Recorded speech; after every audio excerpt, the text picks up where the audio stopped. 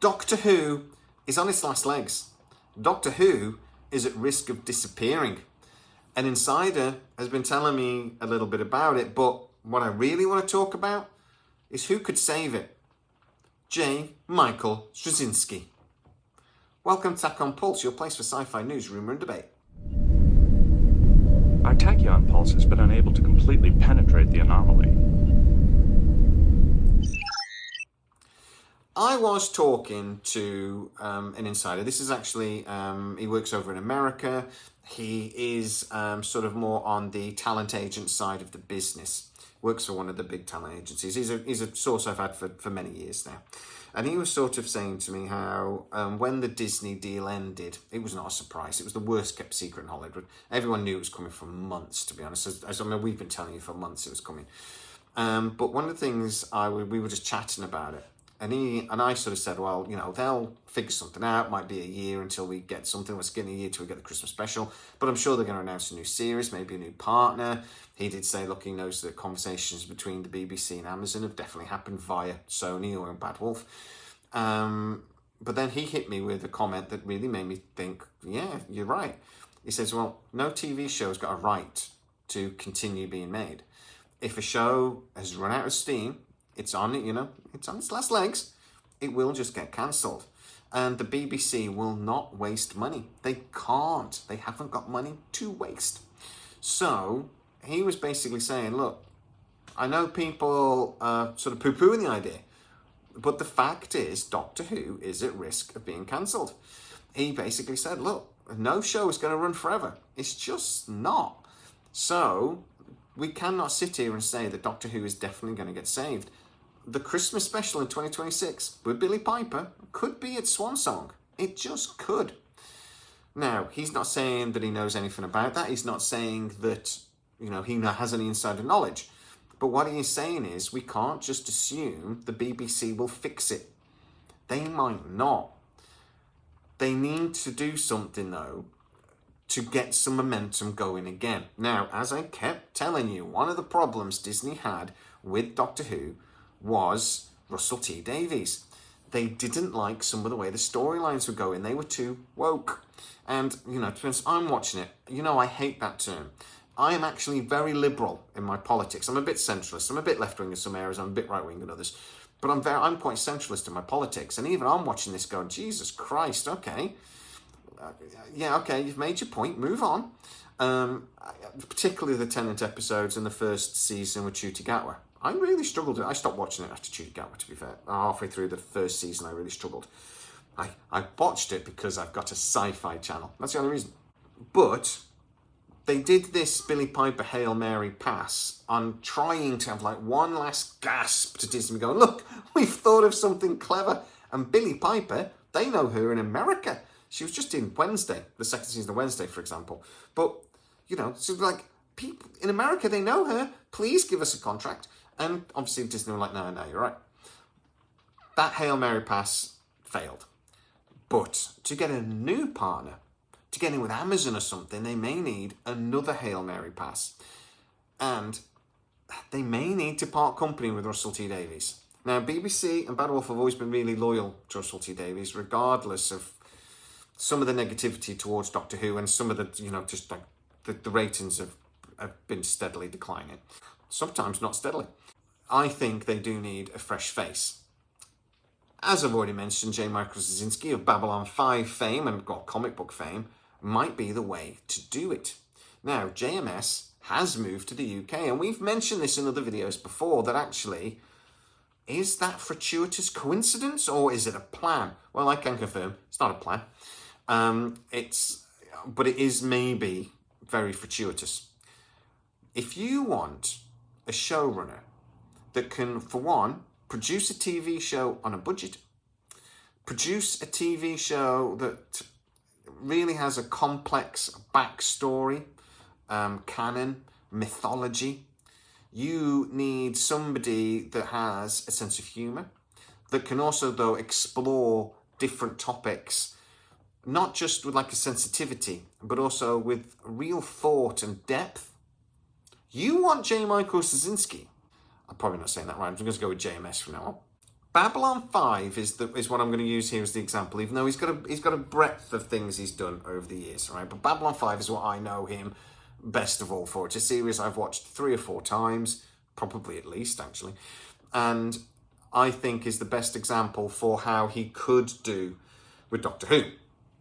So, what am I sort of talking about? For one, Babylon 5 did have a very rich, deep history to the storyline. It was it was a storyline that sped back millions of years, if you remember.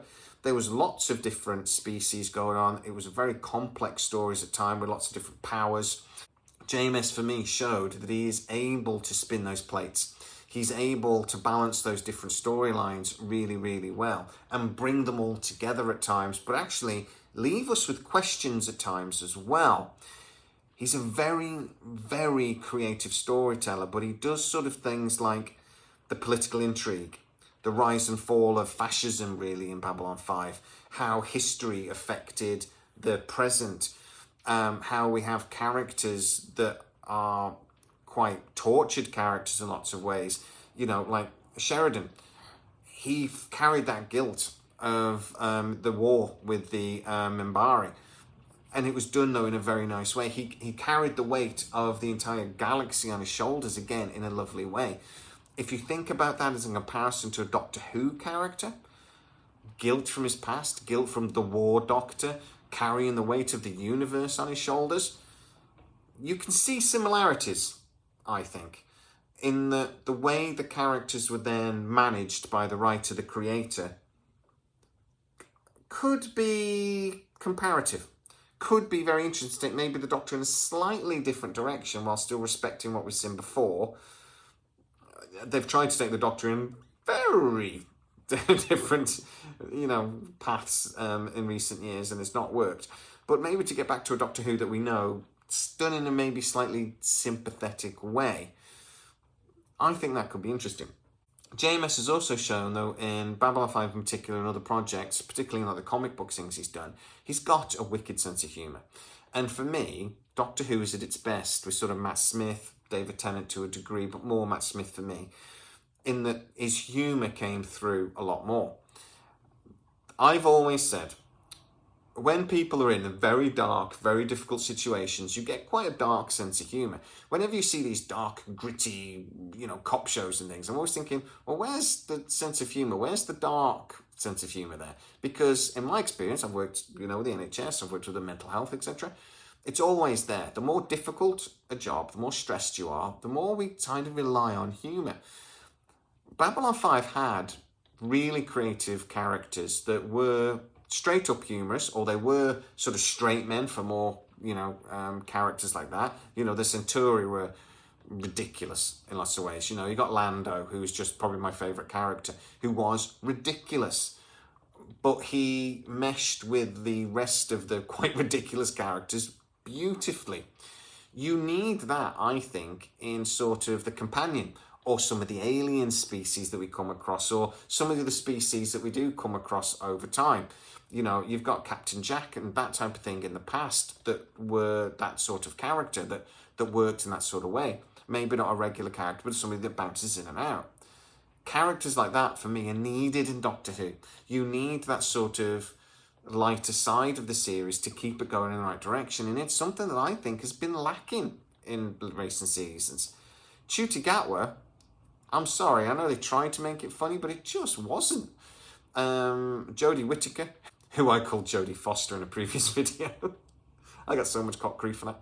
Jodie Whittaker, actually, I think did capture the humour, but I think people couldn't get past the fact that she's got boobs. Matt Smith, though, I think was the perfect example of this. And I think JMS can capture that. I think Doctor Who, over the years, the canon and the backstory and the history of Doctor Who has at times become quite confused. I know that JMS is a big fan of Doctor Who and British sci-fi in general, so I suspect he probably knows a lot of that backstory, a lot of that canon. I think he could bring all of that together in a coherent way that maybe other showrunners haven't done as well as they could.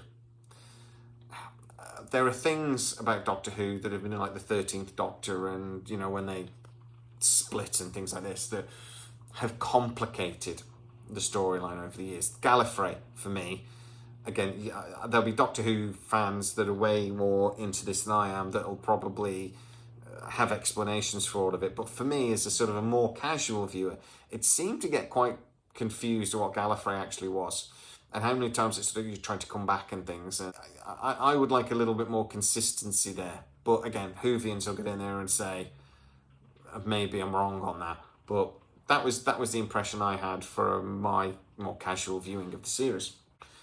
The one thing I would say, though, finally, is that like most sci-fi, it should have a commentary on the world we're living at the moment.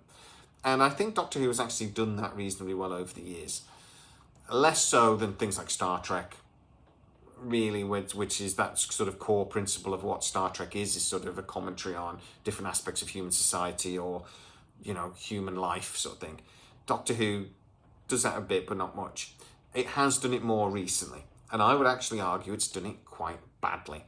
So if the BBC wanted to have a little bit more of that in the future and explore different aspects of what it is to be human, which I think is important for something like when you've got a character like the Doctor who's almost godlike, then I think you need somebody that can actually do it well. And JMS can.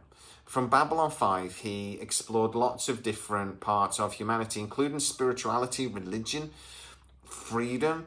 Like I said, the rise of fascism, the fight against fascism. Now, you wouldn't necessarily have to use fascism as an example there, but basically the rise of any power and then the resistance against it. And exactly in Babylon 5, that at times, neither side were really on the side of the saints or on the side of the devil. There were different things going on that really both sides thought they were right. That is the beautiful thing about the battle between the Vorlon and the Shadows, that, you know, there was actually a logic to it. It wasn't, the Shadows weren't just evil for the sake of it. And the Vorlons, who we thought were like the gods, those come save us, actually turned on us in the end. So he was really good at balancing that. And I consider the current politics in the world and how we are in a very delicate situation at the moment. You need somebody, and I don't think this is Russell T Davies, I'm sorry, I just don't think it is, but you need somebody that can handle these sort of politics and these sort of storylines in a gentler way, a cleverer way. And I think JMS can do that. I don't think Russell T Davies can. That is my opinion. You might have a different one. Get into the comments and tell me what it is. But yeah, could JMS do Doctor Who? Oh, hell yeah. Should JMS do Doctor Who? Oh, hell yeah. If I was the BBC, I'd be going around and knocking on his door and asking him if he fancied a job. But I'm not. But guys, get into the comments and tell us exactly what you think. Should JMS take over from Russell T Davies? Yes or no? If you are new to the channel, don't forget to like, subscribe, hit that bell notification. It really helps us out and you'll never miss any of our new videos. Also, you can become a member of the channel. Get to see lots of videos before everybody else. Or you can go on Patreon, where I do videos just for there. You will never see them on YouTube. I can tell you stuff I can't tell you on here, but also I can just tell you about stuff that's going on in my life, if you want. Go check it out. There's links in the description. As always, please stay safe, and I'll see you next time. Our tachyon pulse has been unable to completely penetrate the anomaly.